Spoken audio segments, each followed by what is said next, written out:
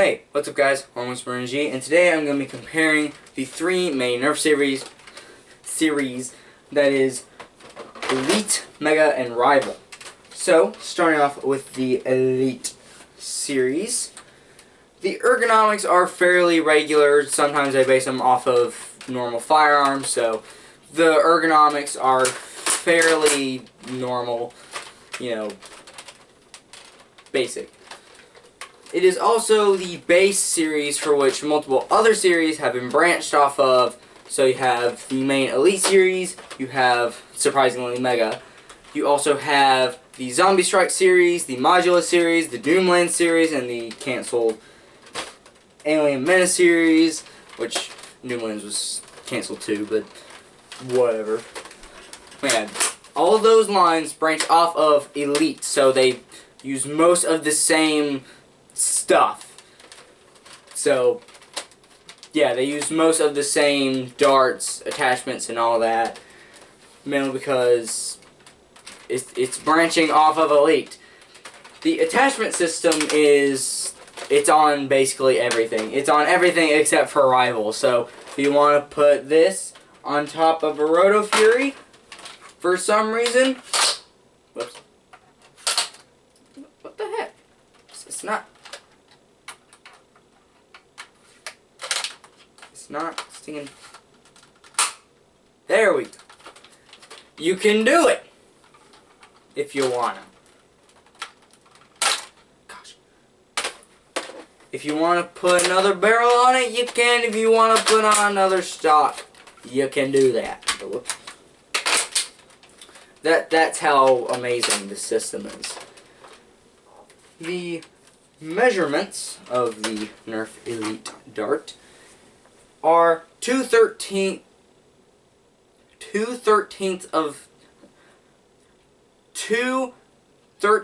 16ths of an inch in length. That always trips me up. Which is also 7 2/10 of a centimeter for anyone who's not an American.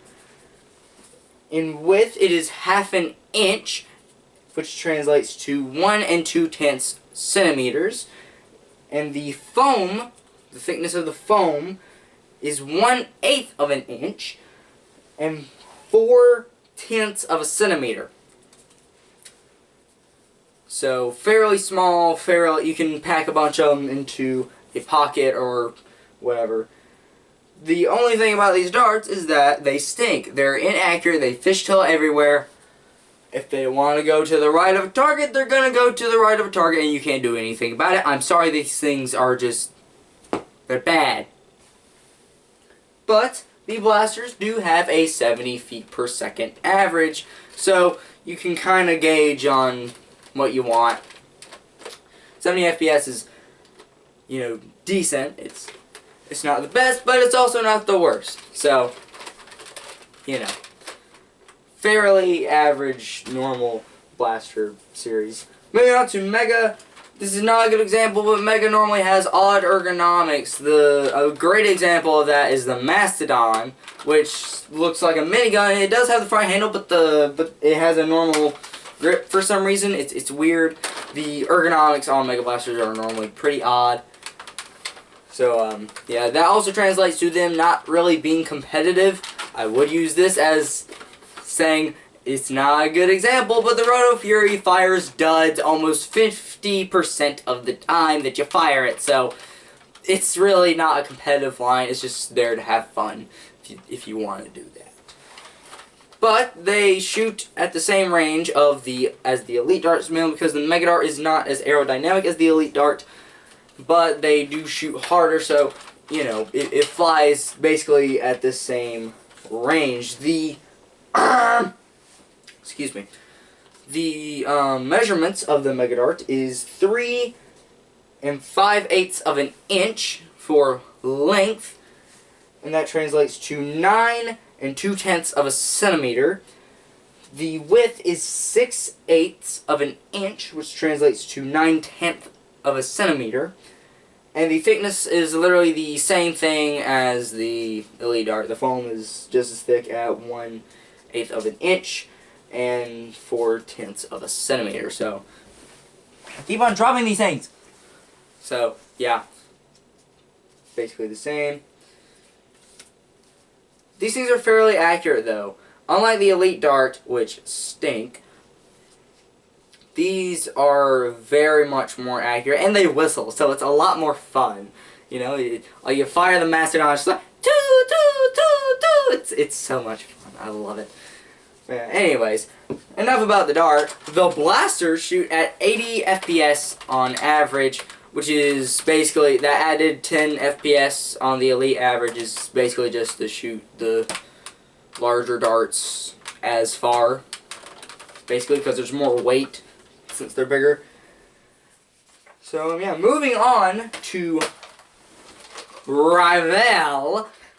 They have fairly regular ergonomics other than the Apollo, Helios, Hera. Yes, I said Hera. It's actually pronounced Hera, but pronunciation is for nerds. So those are sort of the SMG style blasters. It also has the Zeus, but the Zeus stinks. They have kind of odd ergonomics, but they're fairly regular. And something like the Chrono, I cannot talk. Something like the Chronos is very, yeah, it's very normal. I guess there's really nothing else that I can say about that. You can fit it into a holster. They're I can't think of anything else to say. Dang it. Anyways, they are very competitive, mainly because of the ergonomics, but also because these things shoot super hard. The rival rounds are super accurate. It's just the most competitive out of all of them. So we're moving on. They also have more range because they shoot so hard. They have more range than than basically any series like ever. Other than maybe Vortex, I don't know. I've never actually used a Vortex blaster.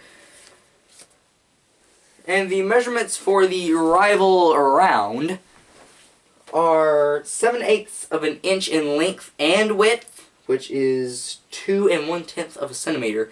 And yeah, it's a sphere. It's a sphere, so that's all I can provide because it's a sphere. Bakugan. Anyways, they are very accurate though. They are extremely accurate. They are probably the most accurate ammo that Hasbro has released so far. The blasters, to compensate, to go with the super accurate rounds, has a 90 to 100 FPS average. So you can only imagine how painful these things are whenever you get hit, especially whenever your cousin hits you in the back of the neck whenever you're trying to test how painful they are. Yeah. But the one thing that makes me want to put these things down and never use them again is a hop-up unit. Basically, a hop-up unit is something that is inside the blaster that makes it where if you tilt the blaster a certain way, it'll shoot out a different way, which means if you're running, going across the field, shooting behind you, it's not going to be as accurate as, say, just standing there like a Dumbo. Because why would you stand still in a Nerf battle? Pfft, you scrub. Anyways, that's a look at all of the mainline series, the basics of the blasters and the rounds. So, yeah, that's it for now. Keep on nerfing. See you guys later. Ninja G out.